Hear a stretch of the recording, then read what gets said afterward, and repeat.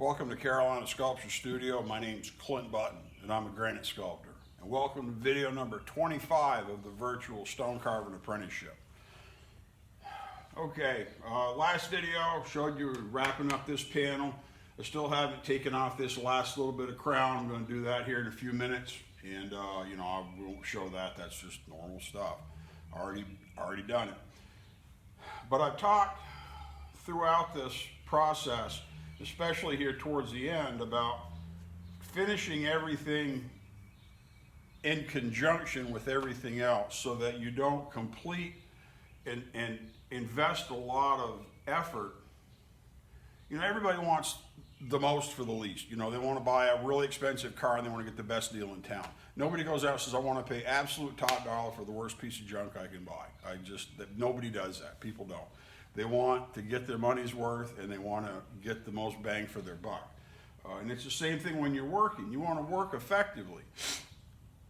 Now there's different perspectives, or there's different reasons to do certain things at certain times. It's really important that you learn how to handle your tools properly before you try to go fast. I can saw a lot of these panels in and put a lot together, but I always put a cut on them first. I always, tip edges first. I don't just layer it into it with a saw and go at it. And it's important to not rush and think you can skip steps. You need to get very good at the basics first so that you can do the advanced work later. I also keep talking about finishing this project globally, doing the whole thing so that everything comes together and everything lands and finishes right where I want. I'm not, like I said, I'm not a machine. Maybe this side is 89 degrees and maybe this side is 91 degrees. I really care. It's pretty close. And so that's my goal, is I want to make this appear to be as accurately squared as possible. But I'm not going to kill myself. If I want to go and make it absolutely perfect, yeah, I can spend the extra time doing it. But, I'm not getting paid to do this. I'm doing this as an example, as a demonstration. So there's a balance between absolute perfection and what's warranted by the project. But in terms of finishing it all at once, we're going to smooth this one panel up, get rid of the bulk of the crown, and lay it down, and then we're going to cut this last face, and we're going to orient it, we're going to index it to these other four sides and make it parallel, level it to try to make it parallel to this face here so that there's no skew, so that they're right. But then I got to go back through and take care of all the corners, all the edges, get rid of all the little bit of crown that's here and a little bit of crown that's here, a little bit of crown in the center as we clean up the whole edge and then pull the whole thing down level. And I'll probably do that just with a straight edge. With my carpenter square, straight edge on the square, not my actual good straight edge, because I don't do that. But with my carpenter square, I can lay on here and get rid of any rock, so it's nice and flat. But to finish everything all at once is the way you do accurate work. I'll try to put some video in here of the dormer capital, which I've already referenced. We've already put a little bit of video in one of the other earlier videos on this actual lesson. People think you just jump in and cut these nice edges first. You don't. You cut everything basically in reverse. And that way you can finish it all at once. And we're doing the same principle here. What you're learning here is what you'll be able to apply to something like this fancy capital, where I originally had to produce 4 planes that were effectively, that's where this existed, this edge existed, was in a flat plane. While I still had good reference, I could use the flat surface of the stone just like a plumb block, and I could measure down to a specific depth, and I could set that in, and that depth correlated to this height right here. This was supposed to be at the top, so I could cut a square depth and make a flat panel right here. Like a flat panel right here, right here. And you have to do that for all of these things. This edge right here is really impossible to just cut that edge. It's a lot more feasible to cut this square and this square and have that be the interior edge of a corner, and then you cut away to reveal the edge. And this is about how you do your layout and how you plan things. And so when I tell you that this is an important lesson, this will help you do immensely complicated work. It will also train you on how to use your chisels properly and your tools properly, because otherwise people just they don't push themselves because they don't have to. And if they're going to make square sides, they may just grind on it and get it kind of close and leave a bunch of tool marks and swirls, and somebody like me looks at it and goes, yeah, well, they weren't trained. Even if it's flat, whatever, you see a swirl left on something and you know it's what it is. So I hope you try this lesson. Even if all you do is go and get an old die, a headstone that may be salvaged, or a base or something, if you're doing granite, a lot of times you can get an old piece for free. And just, you don't even have to start from a rough piece of stone necessarily. You can just put a wedge under one end so it's tipped a little bit, cut it plumb. Cut the top level, just, take the polish off, go down half an inch or whatever, and just practice squaring something up. Because then when you have to do a panel that's on a flat stone, it's very easy to put your straight edge across the top of that die and cut down like 2 inches deep or whatever you're going to cut. You could do all that, and it's really simple, because the face plane of that stone, or the top of that stone, like this one did, the top of this stone, when this was just a cube, the top served as my plumb blocks to develop all these initial features, and then I slowly eroded them, and I left as much of that top there, original material, as I possibly could, until I didn't need it anymore. And then I had a perfect reference to put everything together, and then at the end, I didn't cut these immediately. I slowly worked my panel down until all these panels were flat, just like I'm going to do here. And in the end, it creates this incredibly sublime result, because it looks really complicated, and it is, but it's really simple. And if you can do the simple stuff literally to the edge of perfection, then the complicated stuff is a lot more attainable. And so don't get impatient and think you got to hurry up and carve, a beautiful face on that statue and put that in there first. Learn that you need to take your time, and by holding back and controlling yourself and learning how to do it right, you'll end up being able to put that perfect face on that statue or whatever, that perfect detail on at the end when you really are ready to do it, and the job ends up being great. So thanks for hanging in there. I'm going to probably come back after we turn this down and talk about laying out that back panel.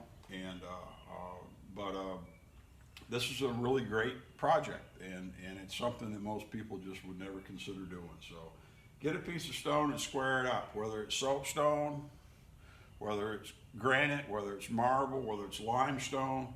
Just square it up, and you be in control, and you'll find out that it can take you places in terms of a skill and the capacity to produce that you may not have ever thought you could do. So let's cut some stone. All right, we're down to the last side. So I can measure this. I'm just going to take the easy route. I'm going to cut this until it's down where I want it to be, down at the bottom of this bevel, because I don't have to have this a specific size. And I've got plans to show y'all some more stuff with the rest of this stone, so I really want the dimension big. It's going to be about 7 inches thick. Normal die is 8 inches thick. Carving on anything less than 6 inches thick, you got to be pretty shallow. You got to have enough stone there to handle the work. So 7 inches will be fine. So I'm just going to get out my plumb box and get out my level. I'm going to cut down here. I've got all of these pretty well plumbed and the joint squared in 2 directions, so it's level in 2 directions, using a few fire hose pads and a couple of wedges to hold everything in place. I'm just going to cut a pad right here to get it where I want it to be. I'm going to cut a pad right here.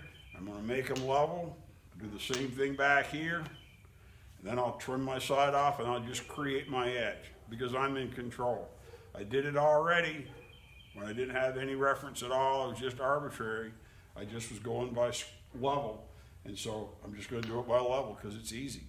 So I'll may cut in and show you some stuff. Something I did want to point out, try to feed in a little close-up video as well.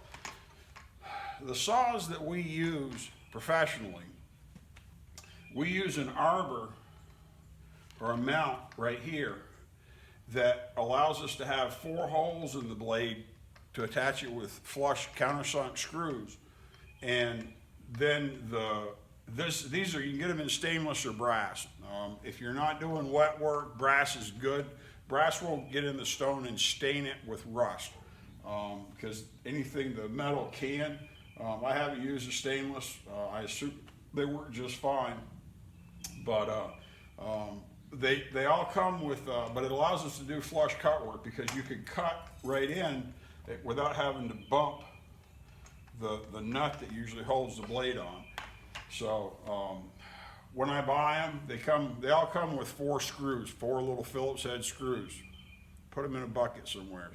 Go down to your local supplier, you know, to a professional nut and bolt place, and you can buy the same size countersunk screws with a socket head that use an Allen wrench.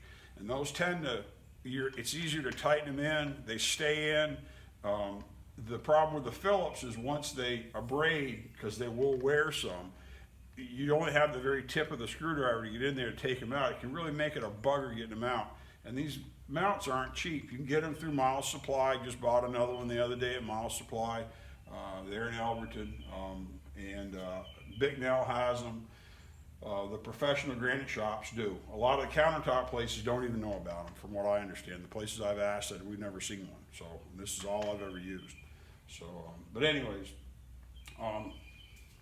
set this up. 1, 2, 3, 4 holes, and then I'll just connect the dots and strip the panel off. Nothing fancy. We'll be back in a little bit, and through the magic of video, just poof, the panel will be done. But this will take, I don't know if I'll get it done today because it's already 3:15. So I'll have to work on this another day. But I'm going to get this put together. I'm going to take off as little stone as I have to, and then I'm going to work my edge down to where these are level, and then I'll just keep going. So, real quick look at this first corner. Got this cut off. Now there's still some crown here, so this line's going to be fat. This bevel, it won't be that fat when I clean that up. Then take that away. Here it's pretty sharp. The plumb blocks on there, you got it level both ways. And now I'll do the same thing with this other corner. Make sure there's enough stone there. It should come down. I think this side just a little bit thicker than over here. And then we'll carry on. I just want to show you that first corner. Started in here, cut out a pad with a 9-point, axed it, and then carried, thinned it, and carried it over and cut the corner off, cut the edges off, cut the corner in once there was nothing there to hold it, and we'll have a great pad. But that's what it's going to be. This is a good example. Going slow so you don't mix up. This was the skinny side when the stone was stood up and turned around. So when you lay it down, turn it around, this is the skinny side. So this first corner I cut, I had to go down another, not quite a 1/4 inch, 3/16. So, go slow, keep track. I could have measured it. I'm just relaxing and cutting this and, having a good afternoon. But you get mixed up on things, and that's why it's important not to rush. Lay in a bunch of cuts all of a sudden and then find out you needed that stone. So, back to working on it. Pretty good. Just pushing it back. Got just a little bit of polish left here to take off. All the rest of this is run down. These are level, and these are just a tad high, so I can blend them and get all this together. But it's pretty cool. It can be very disconcerting when you've got a flat surface that's not oriented the way you need it to be, because you can see mass much differently. So by trying to clean this off, when I cut this top edge off, it should help a lot with how it is to look at this and to perceive it. So just keep working. Be a nice stone. First thing in the morning, warm up. Remember I told you, warm up. I'm gonna work on this interior stuff before I start cutting these edges. Get this all knocked down, and then when I'm feeling better and relaxed and into it, then I'll go ahead and I'll smooth these corners off and make it nice. But for right now, I can do this rough out work just to warm up and get set up going for the day.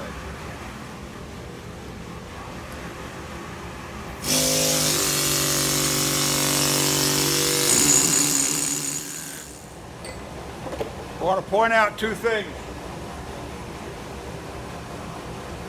Before this chisel died, a short carbide on the last edge somewhere, went ahead and got a long tool, long carbide. It's still usable carbide in this one. I use it scraping up the interior when I'm just axing stuff and pushing it down. And if it collapses, hopefully it won't be a big deal. I'll be careful, but if it's in the middle, usually it's not a big deal. I'll make sure not to mix them up. The other thing, these sides are running rift. This is head grain. We're working here on this edge now. Before, it would have had a tendency when I was cutting it to break pretty evenly, because it would tend to break along this plane or along this plane, even if I had run where it would, lift or dive. Right here, because this is head grain, this is looking at the end of the log, the end of the board, the end of the tree stump. It's going to split really easy this way or this way, which means it's really easy to push on this edge and have it blow a big piece off way down. So you have to really be careful when you're on your head grain cutting an edge. On this side and on this side of these edges, I have to go across, cut this way more than this way, because if I work down, like with a bush chisel or two blade or whatever, and I'm pushing down, it's apt to collapse down here more so than break along this plane. It'll break into this plane and will push, because we've been cutting this off careful working here, and it would tend to break very straight towards the outside. No, it won't. Just be careful. Remember where your stone is. Remember what it's doing. And we'll just work careful. Probably ought to tell you too, 3/4 inch machine.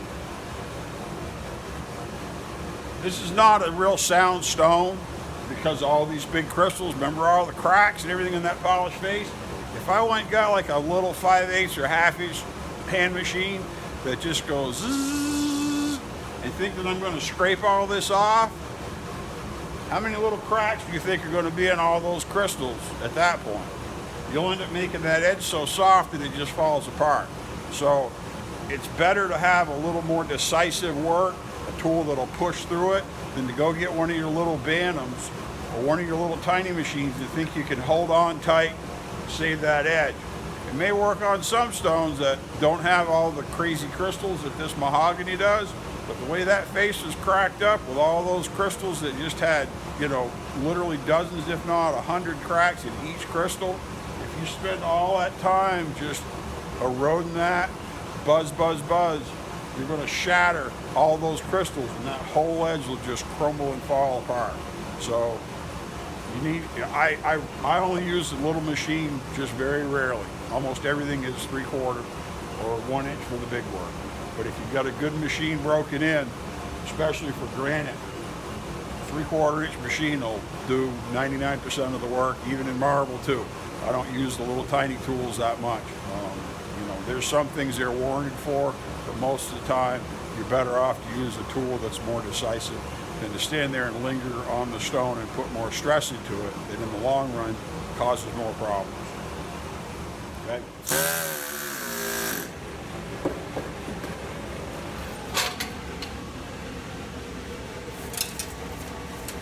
Keep making progress. I did go ahead and put a red line so I can cut it in, just because this edge is pretty tender. I had one crystal that collapsed here, and so you just have to be careful with head grain. One of the other things that'll teach you, this is in terms of carving other granite projects. Because granite has a grain, you know, where the grain is going like this and like this, and it's very strong here. This is the head grain. When we carve a bas-relief, we'll carve into this face on a regular memorial or headstone or a panel type job. When we carve a statue, it'll be the grain will go the same way, so it goes vertical. So we've got cross sections like a neck, or maybe an arm that's down and that's out, or legs or something. You still need a bollard and support, but it provides added strength where it's harder to break through those. When you see a statue that's snapped off clean, that's granite, that's snapped off clean at the legs or the head, they use the wrong granite. They use granite where the head grain was on the front and back and not on the top and the bottom. It'll also teach you that it's a lot faster to carve on the run or the rip than on the head for a lot of projects. Carving this face is a lot slower than carving this face or this face. It holds better in some ways, but we have to cut across it. It doesn't lift off as fast. When you carve a statue that's head grain, it's head on end, where the grain's going from the joint to the top. You're carving on the run and the rip the whole time, and so the stone wastes off really fast because you just cut it and it splits up or down very easily. This doesn't. So it's a different approach, and hopefully as you do this, you'll notice that there's different characteristics and different quality in terms of how you cut, how it tools, everything depending on what face you're on. And that all adds up because it changes how you price stuff, because how you gauge how long it takes you to do something. So because I've spent as much time already on this panel, and I've still got quite a bit to go, as I did to finish the last face. I did the whole face fairly quickly, and I've still got a lot of work to do on this, and I've already put a fair amount of time in because edges are more tedious, the grain breaks a little differently, it's more fragile on the edges, everything. So, I'm gonna cut these red lines around to make my stock cut, and then I'll tune this up. I'll probably cut this face as perfectly flat as I can cut it.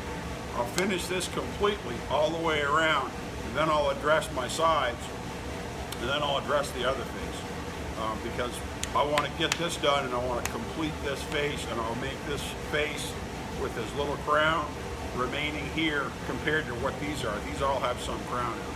I'll get this one as close to dead flat as I'm going to go, and then I'll make the rest of the stone match. So that's the card. As the panel progresses, I've got something to show you. All these details, I keep talking about all the little details, things really matter. Can you see this right here? This red paint looks like the pencil. Well, it's not. It's the hose. The hose has been rubbing on the stone. That's why I only use these red rubber hoses. I don't know if it says Goodyear on it or not. If you use a black air hose, a black rubber hose, see, I can look at this hose and I can tell exactly how clean or dirty it is.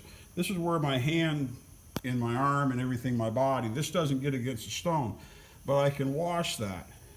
If I have a black hose, I have no idea how clean or dirty it is, especially if it has black oil grease on it. And that gets on the stone like that, and it can ruin the stone because it'll stain it, and you may not be able to get it out with stain lift or acid wash or, you know, paint thinner, whatever you wash your stone, mineral spirits, whatever you wash your stones with. You know, some people like mineral spirits, some people use an acid wash, but the oil doesn't always come out. This, I know this is just rubber on top of the stone. So it's one more thing to do to stay in control. Okay, so get your red hose.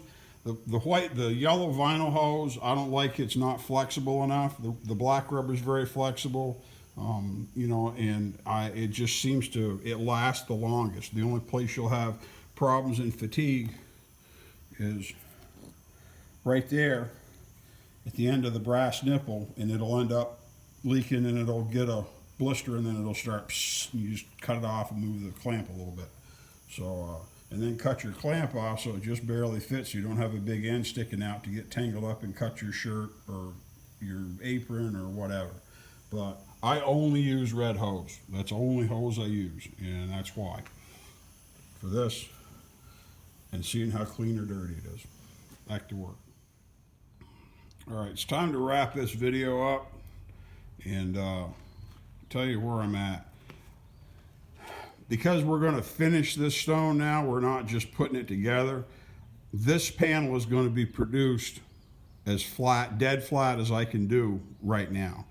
I'm not going to leave some crown in it deliberately and then come back to it and revisit it. So what I've done is went all the way around this perimeter, and about an inch in, it's flat. There's no rock in that to speak of, maybe a 32nd right there. This side's super flat. I've got a tiny amount of crown left in here, and that's to facilitate when I blend, because I'm going to have to cut this off. But this is how I'd normally produce a panel. A single panel on its job is you'd get it roughed in, and then you get the perimeter straightened out and then flatten it per the perimeter, because now we can measure not just across, but we can measure diagonally, because when you're leaving a little bit of crown in the panel to come back later, there's only so much you can do diagonally, because you're going to get an error reading it crooked where one end's high and one end's low, or both ends are high, and you don't really eliminate that much of the crown. So we'll go through now. I'll just strip this off, make it really flat, and then we'll turn around and do the other sides. Now you can see this side's got a pretty pronounced crown, nice curve there, but it's also had some blowouts along this edge because we're working on the head grain and we're pushing down. We're carving this face, so I can turn this up and I can square it off where we're working. The grain is going like this, and if we scrape along the face of this, it'll tend to hold up better. We can clean that edge up and make it really nice. So there's a reason for all these orders, or the way you do things. It'll clean up this one chip on the edge here because there's crown here to eliminate. It'll true up that bevel, so we'll thin that out. Make it a really nice panel and make it a really nice stone. So wrap this video up. We'll start the next one with all the fancy finishing work. Just, you know, we'll see what it does. But my name's Clint Button here at Carolina Sculpture Studio with a virtual stone carving apprenticeship. Thanks for coming in.